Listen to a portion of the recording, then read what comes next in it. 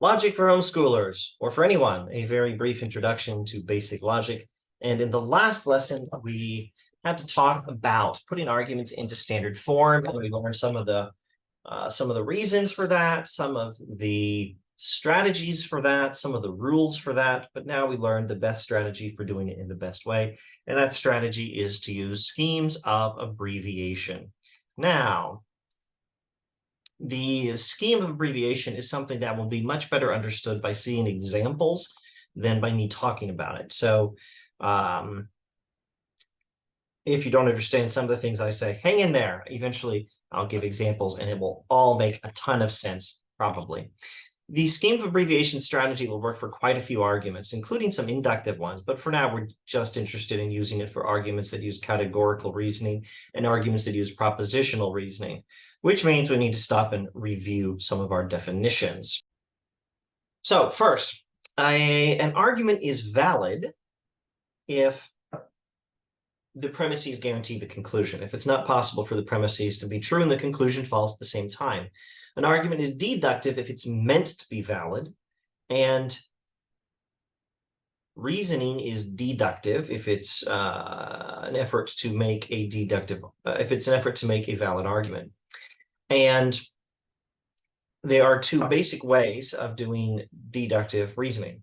One is to arrange the statements in an argument in such a way that the arrangement of the statements in the argument makes the premises guarantee the conclusion.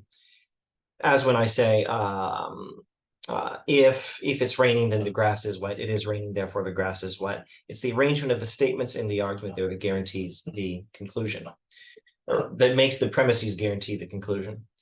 Another way is by arranging the terms in the argument so as to make the premises guarantee the conclusion. And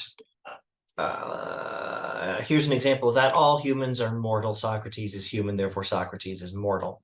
It's the arrangement of the terms in the argument here that makes the premises guarantee the conclusion. Now, let me just define a couple of things for you. A term is a noun or a noun phrase denoting a category of things. And when the term is Socrates, it denotes a category with just one thing in it, namely Socrates.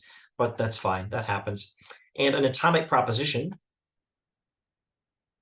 is a statement in an argument that's not made of any other statements, a statement that can't be broken down into any smaller statements. By the way, some atomic statements might be very long in terms of the number of words or letters in them. They might be longer than some compound statements. An atomic statement is one that's not made of any others. A compound statement is one that is. But that doesn't mean atomic statements are shorter. It means they can't be broken down into any shorter statements, but they might still be longer than some that can be broken down. If I say the tea kettle is hot, that's an atomic statement. You can't break it down into any smaller statements. If I say the teacup is hot, that's an atomic statement. It cannot be broken down into a smaller statement. And if I say the tea kettle is hot and the teacup is hot, that's a compound statement that can be broken down into those two atomic statements. But if I say all disestablishmentarians are uneducated fools who have no business being anywhere near the centers of power, then that's an atomic statement, I think, that can't be broken down into any smaller statements, but it had a lot of words in it, didn't it? I'm not even sure what it means. I wasn't even paying attention. I was just trying to make a long statement that was atomic. Anyway, I don't endorse whatever I just said about anti-disestablishmentarianism. I'm not even entirely sure I can remember what the term means. In my day, I was always told it was the longest word in the English language. Maybe it is. I can't promise you that. Ask someone else. Anyway, categorical reasoning is deductive reasoning that tries to make a valid argument by means of the relationships of the terms in the argument. And propositional reasoning is deductive reasoning that tries to make a valid argument by means of the relationships of the atomic propositions in the argument.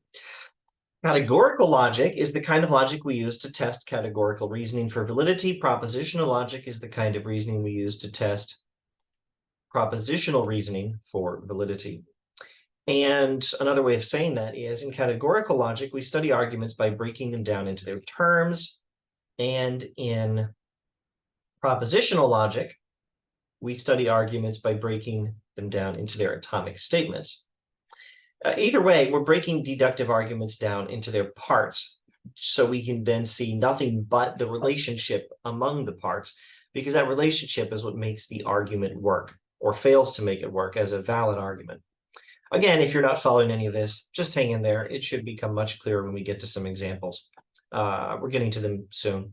The best way to break deductive arguments down into their parts is to use symbols to the parts, and we can define the symbols using a scheme of abbreviation, which is to say, we're going to define our symbols, and capital English letters are the standard symbols, and I don't know what would be better anyway. A equals something, B equals something, C equals something. That's the defining of the symbols. A will equal the term if we're doing categorical logic, and then B will equal the term, and C will equal another term, or A, B, and C will all be symbolizing atomic statements if we're doing proposition logic. Anyway, we're going to do that, and then we're going to restate the argument using the symbols instead of well, we're just going to restate the argument using the symbols instead of anything else. Anything else would be inferior. I just made an adjustment to my notes. I think this is probably a clear way of having it written down. When we do a scheme of abbreviation, we define some symbols for the terms or for the atomic statements in an argument, depending on whether we're doing propositional or categorical reasoning, propositional categorical logic. And then we restate the argument using those symbols. If we do that properly, all we're left with is the pattern of reasoning, which is all we need. Now, again, this will become clearer when we get to some examples, but a little bit more information is necessary first. First, let's reconsider what argument form means. I'm sure I've talked about this before in previous videos, but we really have to talk about it again. An argument's form is its pattern of reasoning, or the way the argument reasons about things. Validity depends on argument form, not on content. And what that means is, whether an argument is valid depends on its form or on its pattern of reasoning, not on its content. Or simplest way I know of to phrase it, validity depends on the way we reason about things, not things we reason about. Now, that is why schemes of abbreviation are so useful. All the content of an argument using categorical reasoning, all the stuff the argument is actually about, is going to be contained in its terms, and all the content of an argument using propositional reasoning, all the stuff it's actually about is going to be contained in the atomic propositions. So if we want to look at the way an argument reasons about things, if we want to look at its form, we just convert the argument into symbols that don't mean anything in themselves. And that way, all we're left with is the symbols and the relationship between them. And it's the relationship between them that is the pattern of reasoning. And that's all we need to care about. And it's a whole lot easier to look at that relationship when it's just symbols rather than all the original content of the argument. This analogy may or may not help, but it's sort of like the difference between trying to think about what is the shape of this room, what is the structure of the building I'm in, while thinking through all the details about all the cement blocks that went into making the building or making the room, and all the different bits of particle board that went into making these shelves, rather than looking at an architect's rendering of the shape of the building, or I guess an architect would make a rendering of the shelves as well, and looking at the way the parts are arranged in a pattern there. It's easier to think through it that way. The content matters, but not for validity. Validity depends entirely on the arrangement of the parts, not on what information is actually in the parts. So once a scheme of abbreviation is present and the argument is in standard form, using that scheme of abbreviation, we don't even have to know about or care about or remember what the argument is about. We look directly at the pattern of reasoning to see if it's valid. Now here, let's finally get to some examples. Here's some examples we used in earlier videos of categorical reasoning first, and then propositional reasoning. Categorical first. No seekers of wisdom are actually wise. All true philosophers are seekers of wisdom, so no true philosophers are wise. Now here's how we symbolize that argument to get a good look at the pattern of reasoning the argument uses. First, we define our symbols. We can say X equals true philosophers, Y equals seekers of wisdom, and Z equals people who are actually wise. And then the argument is no Y or Z, all X or Y, so no X or Z. No seekers of wisdom are people who are actually wise. All true philosophers are seekers of wisdom, so no true philosophers are people who are actually wise. That's the pattern of reasoning. And once we have this pattern, if we do this properly, we can now move on from this, the original argument, no seekers of wisdom are actually wise. We can even move on from this, where we say X equals true philosophers, Y equals seekers of wisdom, etc. We can just look at this. Just this pattern of reasoning is all we need. And we look at that to see whether the argument is good. And it really is good. This is a perfect pattern of reasoning. It's also, it's actually what we call a barbarous syllogism, but never mind that for now, at least. Here's another argument. If ifs and buts were candies and nuts, we'd all have a very Merry Christmas. Some people, alas, did not have a very Merry Christmas last year. Therefore, it's not the case that ifs and buts are candies and nuts.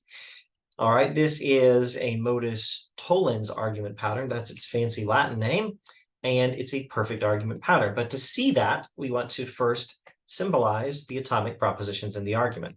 X means ifs and buts are candies and nuts. Y equals we all have a very Merry Christmas. And then the argument pattern is more clearly seen to be if X then Y, not Y, so not.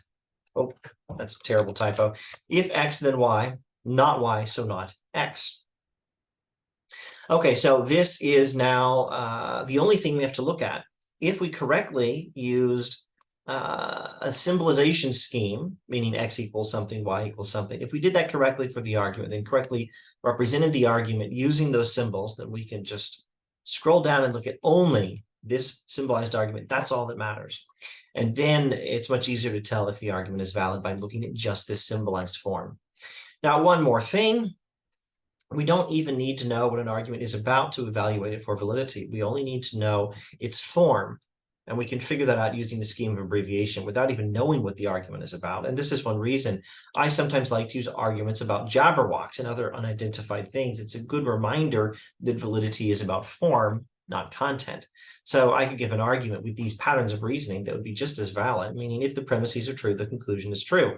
And I don't even know if the premises are true. I don't even know what they mean if I don't know what some of the words mean, but I can still test the argument for validity because validity is about form, not content. No jabberwocks are slithy. All brillig things are jabberwocks. So no brillig things are slithy. Did I get that right? Was that the same pattern? I forget that. Let's do it again. Let's see. Yes, that will do. All jabberwocks are brillig. No brillig things are slithy, so no jabberwocks are slithy. That wasn't in the original order, though. No brillig things are slithy. No brillig things are slithy toves. All jabberwocks are brillig things, so no jabberwocks are slithy toves. There, I think I got it right that time.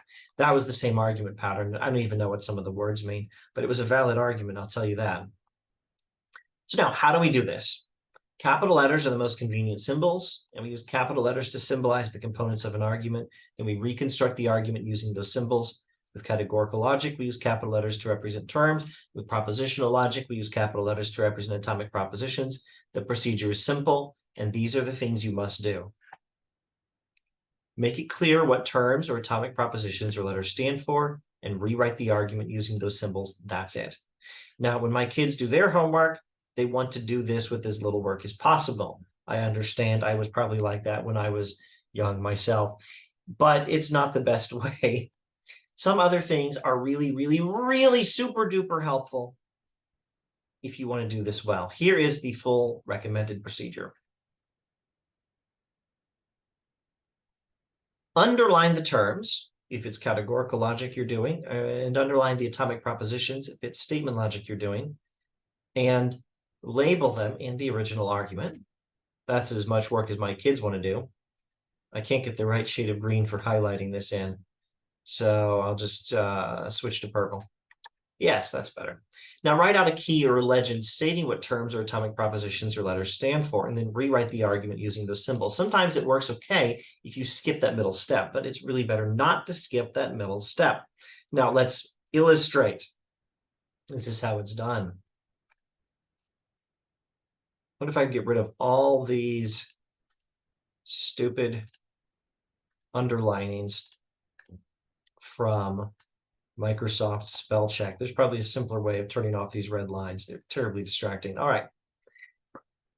All Jabberwocks are slithy things. All slithy toves are slithy things. So all Jabberwocks are slithy toves. Now, these are totally different premises and conclusions here than what I was doing before. I don't know which ones are true because I don't know what Jabberwocks and slithy toves are, but it doesn't matter.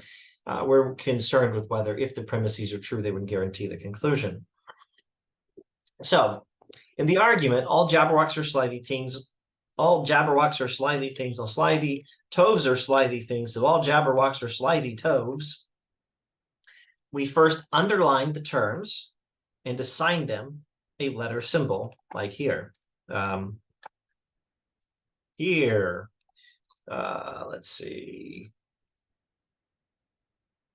This line is too big. And it can get bigger, but I don't want it bigger. I don't know how to fix that. Alrighty then, we'll work with the big lines. Here, I underline the term, and then I write in a capital letter right there. I also would like to circle them, but I didn't know how to do that on Microsoft Word. J for Jabberwocks, T for slithy toves, S for slithy things. Sometimes the letters won't work out really conveniently. It's usually best to use a prominent letter from the word. J for Jabberwocks, F for slithy, T for slithy toves. But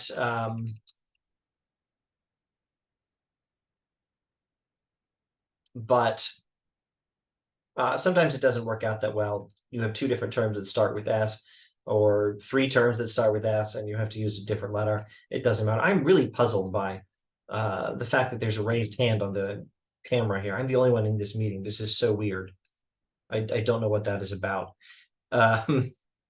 Anyway, I like to, as I was saying, underline the terms and put a capital letter right there where I underlined it, but then define the terms formally. J equals Jabberwocks, F equals slithy toves, S equals slithy things, T equals slithy toves, and then write out the argument using those symbols, all J or S, all T or S, so all J or T, and it's another perfect syllogism. No, wait, is it? All Jabberwocks are slithy things, all slithy toves are slithy things, so all Jabberwocks are slithy toves.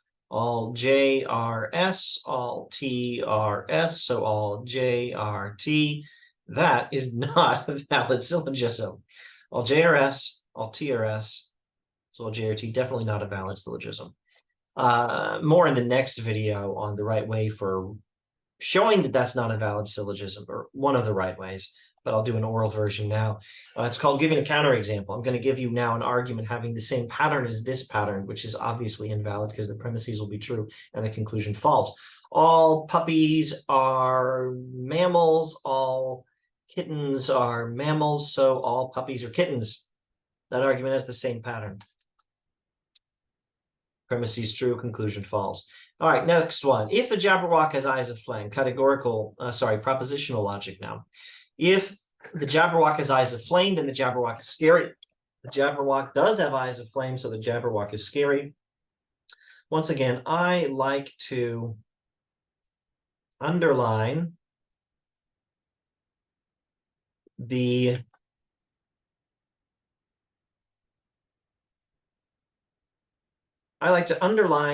atomic propositions and then write in the letter right there in the original argument. E for the Jabberwock has eyes of flame, S for the Jabberwock is scary, and then write out the argument. And then define the terms. E equals the Jabberwock has eyes of flame, S equals the Jabberwock is scary. Not write out the terms. Define the symbols. E equals this atomic proposition, S equals this atomic proposition. Then write out the argument using those symbols. If J, then S, J, therefore S.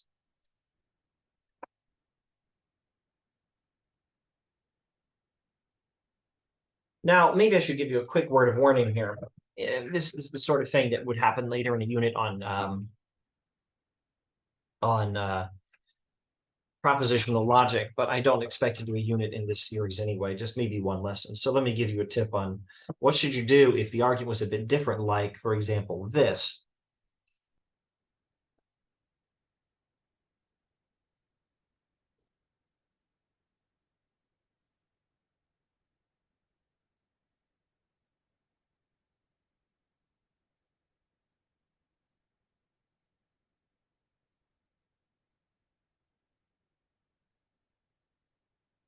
If you're hearing the background noise, I don't even know what that is.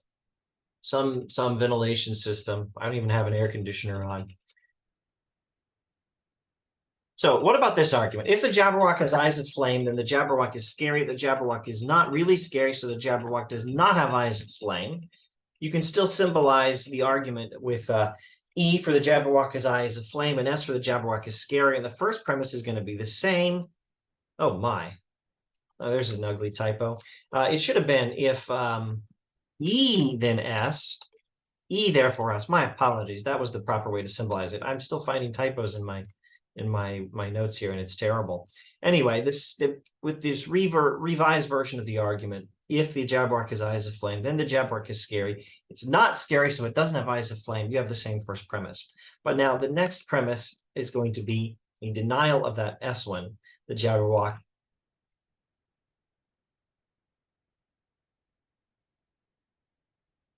see how many things are already fixed. The Jabberwock is not actually scary. Therefore, the Jabberwock does not have eyes of flame. Or if E, then S, not S, therefore not E. So now I've had to correct what capital letters I use here. If the Jabberwock has eyes of flame, then the Jabberwock is scary. If E, then S. E for the Jabberwock has eyes of flame. S for the Jabberwock is scary. Next premise, the Jabberwock is not really scary. S for the Jabberwock is scary. Not S is the symbolized form of that premise. And then, so the Jabberwock does not have eyes of flame. Not E is the symbolized form because E means the Jabberwock does have eyes of flame. But now what I'm trying to illustrate here is now we're not dealing with atomic propositions for our second premise and our conclusion. These are actually negations of atomic propositions. So here is how you should do it a little bit differently in this situation. Don't underline the not.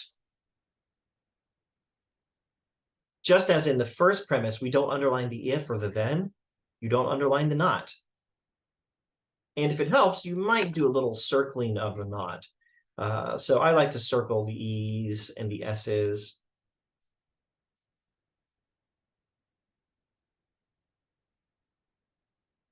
And maybe circle or square around these other things. We call them connectives. And maybe a circle or a square around the conclusion indicator here would be reasonable. So this makes it a lot clearer if you know what you're doing. If you don't know what you're doing, I don't know what to tell you except practice and figure out what you're doing. I do strongly recommend this method I'm giving you, but for this particular situation, I do recommend something like this. Above all, do not underline the not. That's not part of the atomic proposition. It's a negation that turns an atomic proposition into a compound proposition. Technically, a negation is a compound proposition. It's made of only one other proposition, but it's still made of a smaller, simpler proposition. All right, I think we're good. Let's keep going. It's important to use uniform language. The same part of an argument is sometimes presented in different ways in an argument that's not yet in standard form. We have to fix this when we put it into standard form. Let me just bold some things I need to correct in the master copy of this material. I think that was all I needed to correct. That was a note to myself. Here we go. When we put arguments into standard form, we have to correct uniform language. Here's a nice argument. All people who are corrupt are dishonest people. All politicians are corrupt people, so all politicians are people who are dishonest. Note that politicians is given the same way both times, and dishonest people is not given the same way. There's dishonest people in a premise, then there's people who are dishonest in a conclusion. Similarly, in one premise, we have people who are corrupt, and in another premise, we have corrupt people. So you could do it either way, as long as you're consistent. You must use uniform language. That's the point.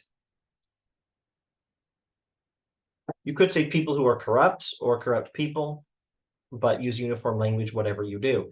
So I'm symbolizing things this way. C equals people who are corrupt or corrupt people, since they're different phrasings for the same thing. And I use D for dishonest people or people who are dishonest, and P for politicians. So the argument, when formalized, is all C are D, all P are C, so all P are D. Valid argument. The strategy here is simple. Work clear uniform language into the symbols by translating synonymous words or phrases in just one way using our symbols. It's a rookie mistake to introduce extra terms or extra atomic propositions and maybe extra symbols for them when two different terms mean the same thing. You really, really do not want to make this mistake. Let me just illustrate the rookie mistake I would hate for you to make. I don't know what capital letter is convenient, so let's just use something Z. Why not Z? Or in the USA, Z. Here's a terrible mistake for you to not make. There we go. If you fail to recognize that people who are corrupt and corrupt people mean the same thing, they're really the same term, and represent them both using uniform language, just pick one. If you fail to do that, you might end up making this kind of mistake. All people who are corrupt, C, are dishonest people, D. All politicians, P, are corrupt people, Z. So all politicians, P, are people who are dishonest, D. And then you represent the argument as all C or D, all P or Z, so all P or D, which is not a valid argument form. So don't make that mistake. The strategy then is to work clear uniform language into the symbols. And here's a propositional logic example. If guinea pigs are cute and fuzzy friends, then they are a blessing. If guinea pigs are one of the blessings of this life, then we should be thankful to God for them. Therefore, if guinea pigs are cute, fuzzy friends, then we should be thankful to God for guinea pigs.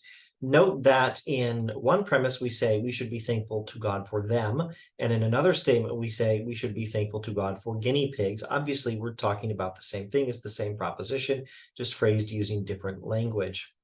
And then in one premise, we say guinea pigs are cute and fuzzy friends. And then in the conclusion, we say guinea pigs are cute, comma, fuzzy friends. And then in one premise, we say they are a blessing. And in another premise, we say guinea pigs are one of the blessings of this life. Well, pick one, make it clear. Don't say them, say guinea pigs, and then symbolize thus. C for guinea pigs are cute and fuzzy. F would have done fine. B for guinea pigs are one of the blessings of this life. T for we should be thankful to God for guinea pigs. Oh, I said thankful in one premise and grateful in a conclusion. Pick one, just pick one. It doesn't matter which. And so the argument is if C, then B, if B, then T, therefore if C, then T, which is a valid argument form. Now, there's a lot more to know about translating arguments into standard form, but this should come up later in a more detailed study of categorical or statement logic, which we may not get to in this series, but watch the longer lessons in logic series if you want more. For now, it's enough to learn the basics of this important skill, which I trust you now know. And like I said last time, if you want some homework, and I haven't already come up with a system, email me and ask me to come up with a system, or email me and ask me, what system have you perhaps come up with? And maybe I can just email you. Why not? I can email you. I'll probably be willing to just happily email you a URL for viewing this textbook I'm working with that I've been writing for my kids, and email you the homework document I've been writing to go along with it. Maybe someday I'll integrate them into one document. Anyway, that's enough for now. Thanks for watching.